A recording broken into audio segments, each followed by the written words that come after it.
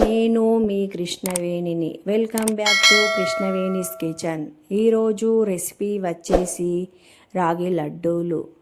రాగిలోను calcium, iron, fibre, protein, పోషకాలు చాలా ఉంటాయి. పిల్లలు కానీ పెద్దలు కానీ అందరూ రాగి లడ్డూలు తినొచ్చు. రోజుకొకటి తిన్నామనుకోండి శక్తి వస్తుంది. ఎముకల ఆరోగ్యానికి చాలా మంచిది. ఒక ఫ్రై ప్యాన్ పెట్టుకొని ఒక 2 స్పూన్ల నెయ్యి వేసుకొని డ్రై ఫ్రూట్స్ వేసుకొని అవి ఫ్రై చేసుకోవాలి. ఫ్రై అయిన తర్వాత ప్లేట్లోనికి తీసేసుకోవాలి. తీసుకున్న తర్వాత కొద్దిగా రవ వేసుకోవాలి. సూజీ అంటారు కదండి, అది వేసుకొని వేయించుకోవాలి.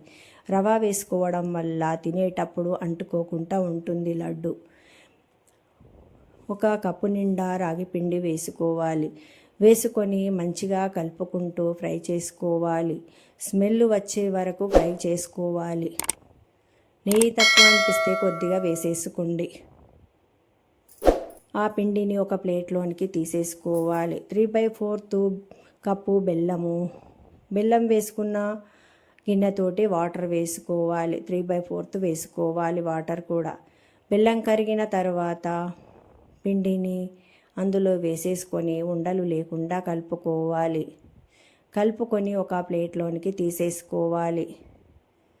కొద్దిగా గోరువెచ్చగా అయిన తర్వాత డ్రై ఫ్రూట్స్ వేసుకొని లడ్డూలు చుట్టేసుకోవాలి.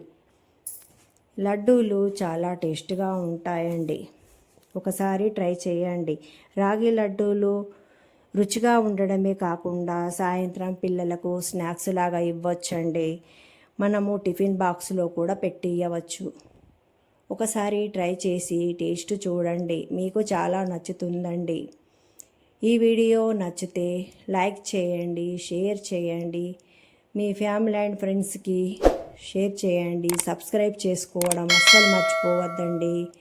థ్యాంక్ యూ అందరికీ.